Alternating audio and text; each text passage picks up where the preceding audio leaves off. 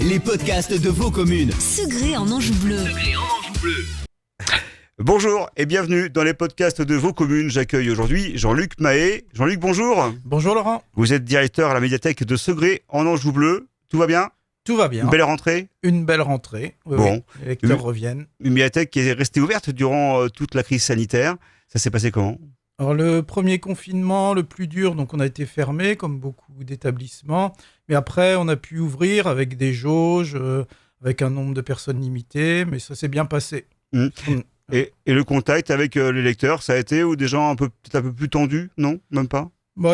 Pendant le deuxième confinement, oui, c'est vrai qu'il y avait un peu plus de crainte.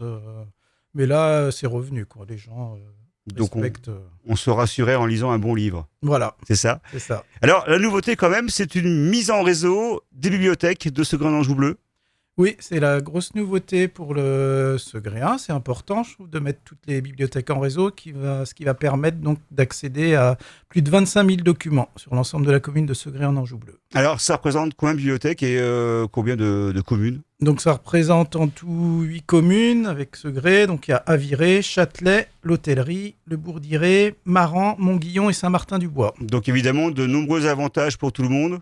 Oui, donc un des premiers avantages, donc on a mis une informatisation et à partir de début octobre, on aura un portail internet qui va permettre au public de toutes ces communes d'accéder à l'ensemble des ressources et de pouvoir par exemple réserver un livre de Segré en habitant au Bourdiré et le livre pourra être amené au Bourdiré. Il y aura un système de navette. C'est déjà en place ça ou... Ça se met en place, ça commence, oui. Ok.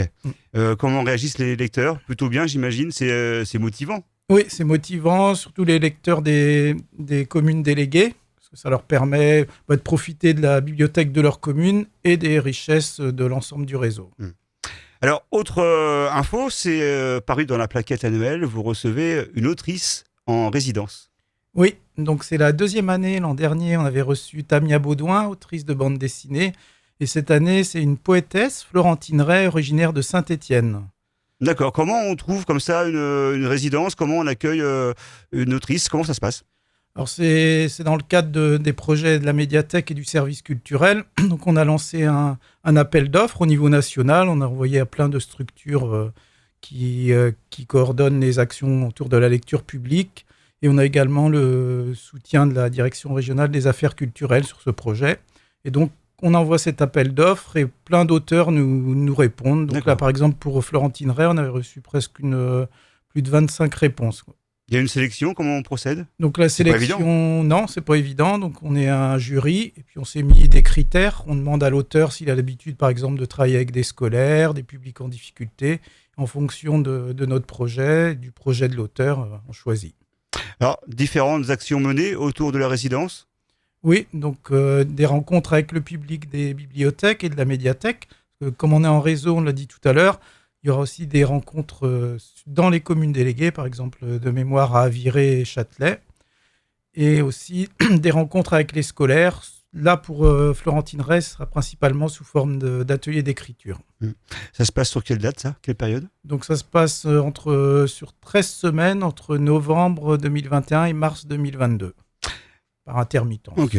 Donc c'est intéressant, c'est super motivant. Ah bah oui, rencontrer des auteurs, et puis là c'est encore quelque chose de différent. L'an dernier c'était la BD, cette année la poésie, et l'objectif aussi c'est de donner une image de la poésie autre que les clichés qu'on peut avoir. Est-ce qu'on peut savoir en gros qui sont vos lecteurs quel est le lecteur moyen ici à Segré en Anjou Bleu ? Le lecteur moyen, on va dire au niveau des enfants, on va principalement trouver des enfants d'âge de maternelle et primaire. Donc le maternelle, ils sont accompagnés par leurs enfants. Primaire, ils commencent à venir tout seuls. On a aussi quelques collégiens, mais c'est vrai qu'au lycée, ils ont d'autres occupations, d'autres priorités par rapport à leurs études. Et autrement, au niveau des adultes, on trouve principalement des adultes qui travaillent, en fait, des personnes actives. Donc il y a encore un attrait pour la lecture, c'est important ? Ah oui, on a encore cet attrait, oui.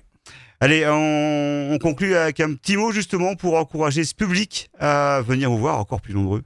Je les encourage à découvrir la médiathèque et les bibliothèques, parce que c'est vrai qu'on se fait une image sur les lieux du livre. Et donc, venez à la rencontre des 75 bénévoles du réseau, des agents de la médiathèque de Segré, et puis venez vous faire plaisir pour écouter de la musique, emprunter des films et lire. Comment on vous contacte? Il y a un site web, évidemment. Alors, on a une page Facebook, Médiathèque de Segré, et là, on va avoir un portail qui va être mis en place au mois d'octobre.